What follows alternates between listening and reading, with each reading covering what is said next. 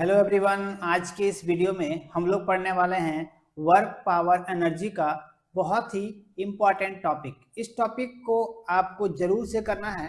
Topic का नाम लिख लेना है मैकेनिकल एनर्जी डिफिनेशन। ठीक है, ये मैकेनिकल एनर्जी का हम लोग डिफिनेशन पढ़ेंगे। ठीक है, तो इस टॉपिक को पढ़ने से पहले हम लोग पीछे रिवीजन करते हैं, ताकि उस जो पीछे हम लोग जो पढ़े हुए हैं, जैसे कि काइनेटिक एनर्जी, पोटेंशियल एनर्जी, इन दोनों के बारे में हम लोगों ने डिटेल में पढ़ा हुआ है। ठीक है, तो इन्हीं दोनों का यूज से हम मैकेनिकल एनर्जी को फाइंड आउट करेंगे। ठीक है, तो सबसे पहले हम लोग समझते हैं काइनेटिक एनर्जी क्या होता है।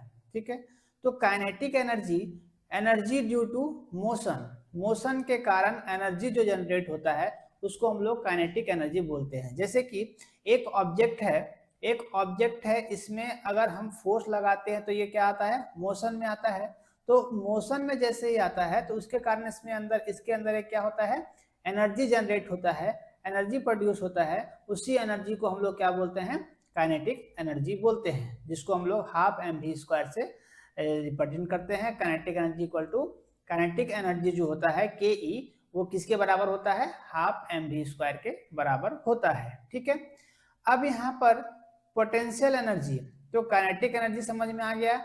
इससे पिछला जो टॉपिक हम लोगों ने पढ़ा था, पोटेंशियल एनर्जी के बारे में पढ़ा था। ठीक है, तो देखिए potential energy, stored energy due to position state.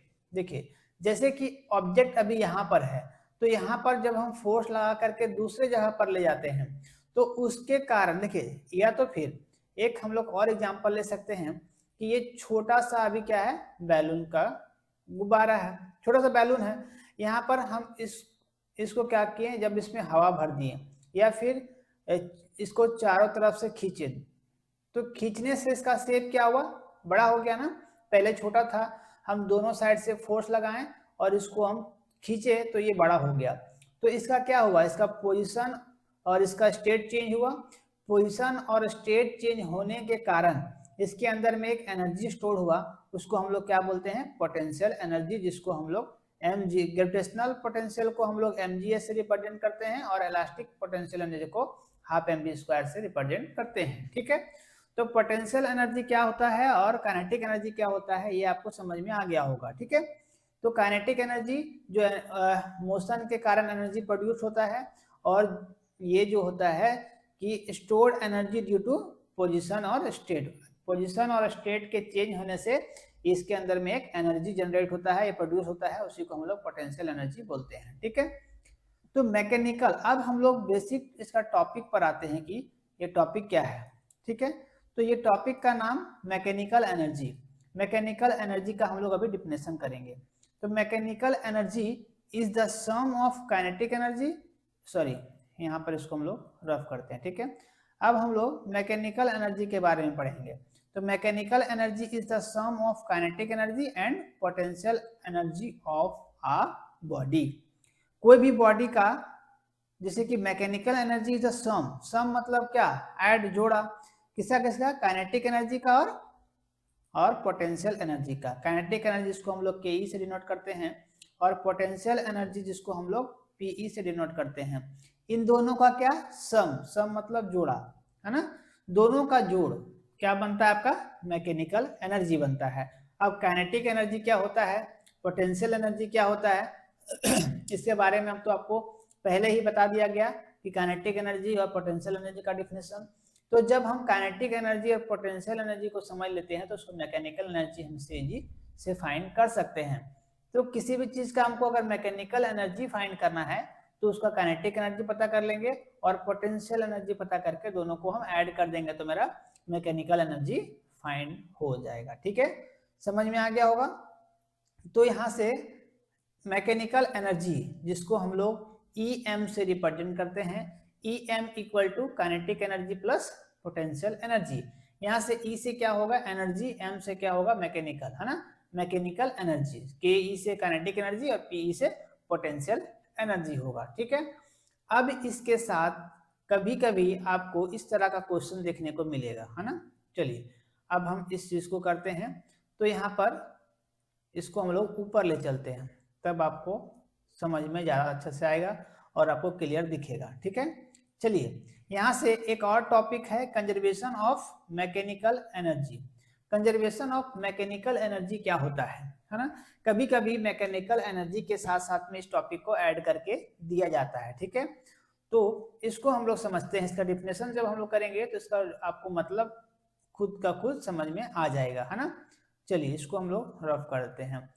यहाँ से if only conservative force like gravity, spring force are doing work, जब कंजर्वेटिव फोर्स जैसे कि ग्रेविटी और spring force are doing work, जब दोनों वर्क में हो, जब हम लोग कंजर्वेटिव फोर्स किस तरह का फोर्स, जैसे ग्रेविटी, स्प्रिंग फोर्स और भी बहुत सारा इसमें हो सकता है, जब ये वर्क में हो, कंजर्वेटिव फोर्स जब वर्क में हो and non conservative force like friction and air resistance R present, तब उसमें किसी भी तरह का नॉन कंजर्वेटिव फोर्स प्रेजेंट नहीं होगा, then the total mechanical energy of the system remains constant. इसका मतलब क्या हुआ, देखिए आपको अभी समझ में आया होगा कि कंजर्वेटिव फोर्स जहां पर वर्क कर रहा होगा, काम कर रहा होगा, वहां पर non conservative force are present, उसमें कोई भी नॉन कंजर्वेटिव फोर्स प्रेजेंट नहीं होगा, तब उस केस में then the total mechanical energy of the system remains constant, उस सिस्टम का जो टोटल मैकेनिकल एनर्जी होगा वो क्या होगा, कांस्टेंट होगा, एक जैसा होगा। जैसे कि यहाँ पर आपको जैसे दिख रहा होगा कि kinetic energy plus potential energy और इनिशियल और kinetic energy plus potential energy final, इन शुरुआत का जो काइनेटिक एनर्जी और पोटेंशियल एनर्जी है वो किसके बराबर होगा, kinetic energy potential energy final के बराबर, इनिशियल और फाइनल दोनों क्या होगा, बराबर होगा, कांस्टेंट होगा, है ना। कब होगा ऐसा, जब आपका कंजर्वेटिव फोर्स वर्क में होगा और नो कंजर्वेटिव फोर्स वहां पर प्रेजेंट होगा, कोई भी नॉन कंजर्वेटिव फोर्स प्रेजेंट नहीं होगा, तब उस केस में टोटल मैकेनिकल एनर्जी जो होगा वो कांस्टेंट होगा, मतलब बराबर होगा, ठीक है। समझ में आया, जैसा कि आपका इनिशियल में होगा उतना ही आपका फाइनल में भी होगा, क्लियर हो गया होगा। अब हम लोग इसके आगे आते हैं, ठीक है। तो इसका एग्जाम्पल है, कुछ एग्जाम्पल्स हम लोग के लिए बहुत ही इंपॉर्टेंट होने वाला है ये एग्जाम्पल। देखिए तो एग्जाम्पल जब हम करते हैं, एग्जाम्पल क्या है, एग्जाम्पल फ्री फॉल, है ना।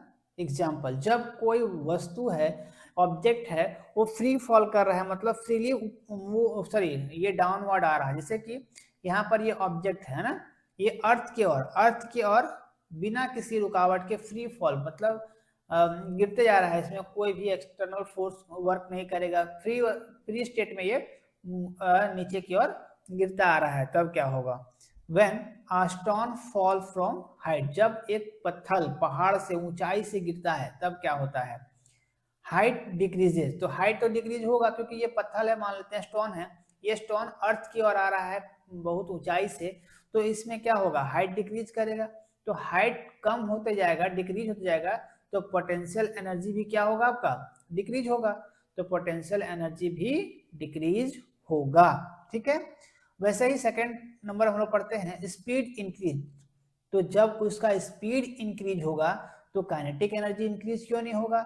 अभी हम लोग पढ़े कि काइनेटिक एनर्जी का डिफिनेशन, तब आपको समझ में आएगा कि काइनेटिक एनर्जी का डिफिनेशन हम लोग क्या पढ़े, काइनेटिक एनर्जी का हम लोग डिफिनेशन पढ़े, energy due to motion, motion के कारण उसमें क्या आता है, तो मोशन के कारण उसके अंदर एनर्जी प्रोड्यूस्ड होता है, तो उसको हम लोग काइनेटिक एनर्जी बोलते हैं। तो जब एक स्टोन ऊपर से नीचे की ओर आ रहा है, तेजी से गिरता हुआ आ रहा है, तो उसमें मोशन हो रहा है, तो जब मोशन होगा तो काइनेटिक एनर्जी इंक्रीज करेगा कि डिक्रीज करेगा, तो वहां पर काइनेटिक एनर्जी मेरा क्या होगा, इंक्रीज करेगा, but potential energy plus kinetic energy equal to constant, इसमें पोटेंशियल एनर्जी और आपका काइनेटिक एनर्जी क्या होगा, कांस्टेंट होगा, बराबर होगा। कब, जब आपका कोई भी मैकेनिकल कंजर्वेटिव फोर्स काम कर रहा है, वहां पर नॉन कंजर्वेटिव फोर्स प्रेजेंट नहीं है, तब वो क्या होगा, कांस्टेंट होगा, ठीक है।